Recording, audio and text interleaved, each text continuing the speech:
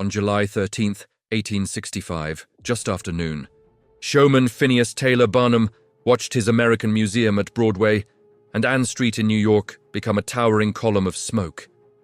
No visitors were reported killed, but many animals inside did not make it out, including the museum's 2 whales.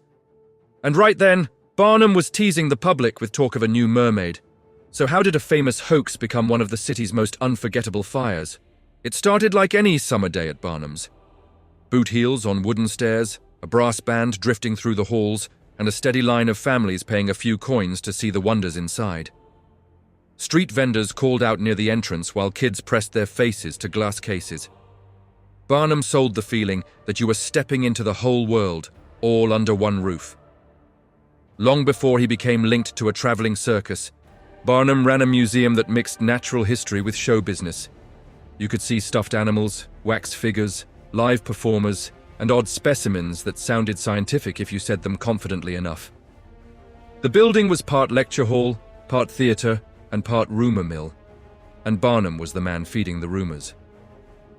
In 1842, his most talked about attraction was the Fiji Mermaid, a small dried figure posed like it had been caught mid-scream. It did not look like a storybook mermaid with flowing hair, and that ugly surprise was the point. Barnum did not need everyone to believe it was real. He only needed the city to argue about it. Barnum's publicity machine turned that argument into a stampede. Stories of the promotion described planted letters, a supposed expert with a fancy title, and staged disagreement designed to make newspapers and customers feel like they were uncovering the truth themselves. When people debated in the street, they brought friends back to settle it, and the ticket line grew. Museum documentation ties Barnum's mermaid to Boston showman Moses Kimball, who owned curiosities and loaned them out for profit. Modern examinations of surviving Fiji mermaids show they were assembled from fish parts, animal bones, and lots of filler like clay and papier-mâché. Even when a specimen includes real tissue, it is still a crafted object, built to fool the eye in dim light. That matters because the American public in the 1840s was living between worlds. Science was advancing, but most people still relied on traveling shows, newspapers, and word of mouth to explain what was possible. If you had never seen a whale, a deep sea fish, or a real museum collection with labels you trusted, a mermaid sounded just plausible enough to argue over. By 1865, the Civil War had ended, and the country was hungry for distractions that did not involve casualty lists. Barnum was ready for a new chapter too, teasing bigger acts and a grand summer season, and some advertisements hinted at a fresh mermaid exhibit. Whether it was a sequel to the old Fiji Mermaid or a new twist, the promise was the same. Come see what everyone will be talking about next. The city had seen spectacular fires before, but crowds still treated them like public theater until the danger reached their own block. On Thursday, July 13th, smoke was discovered rising from below, and the city's big fire bell rang out the alarm at about 12:35 in the afternoon.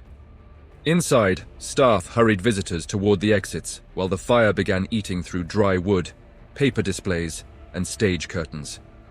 Outside, tens of thousands of onlookers pressed in close, turning the sidewalk into a wall of bodies.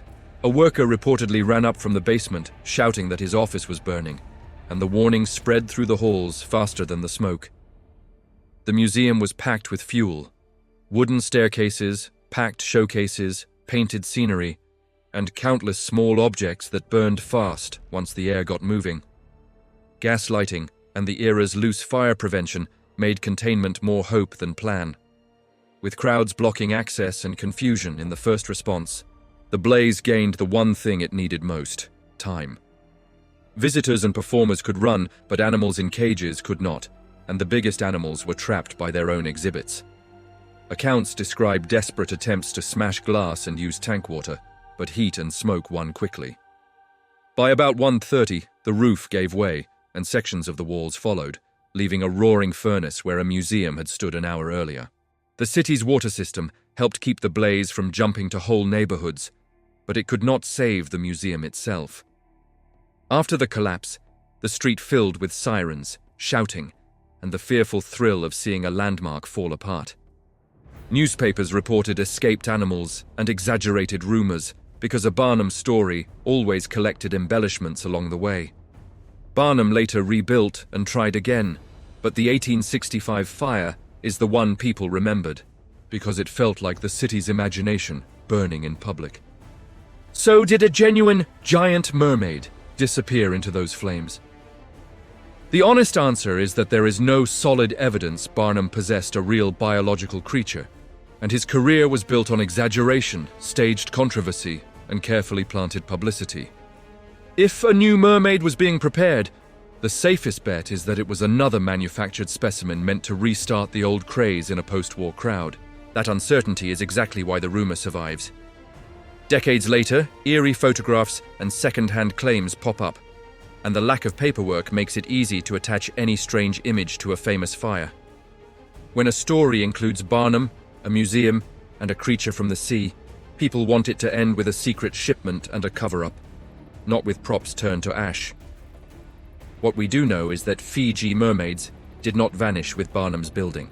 A mermaid in Harvard's Peabody Museum, linked to Kimball's collection, shows how these objects moved from sideshow to museum shelf, changing their meaning as they went. Even experts note that tracing which specimen is which can be messy, because copies were common and showmen rarely kept careful records. The deeper story is not that mermaids were proven in 1865, but that Americans were learning to live in a world where advertising could shape reality. Barnum understood that doubt is a form of attention, and attention is what keeps a business alive. The Fiji Mermaid worked because it trained people to argue, and the argument outlived the object. One lingering detail still chills people who read the old accounts. That midday alarm bell, the crush of onlookers, and the knowledge that some animals had no way out as the building became an oven. Today, you can still see Fiji mermaids under glass as artifacts of showmanship, not science. They remind us that the line between education and entertainment has always been thin, and sometimes it was literally made of paper and paste. Stories like this matter because they show how quickly a clever promoter can turn curiosity into belief, and how a real disaster can blur into legend. If you want more short, true American stories told without the noise, subscribe to Untold American Stories. Do you think Barnum's real mermaid was just another prop? Or do you believe something was removed before the fire spread?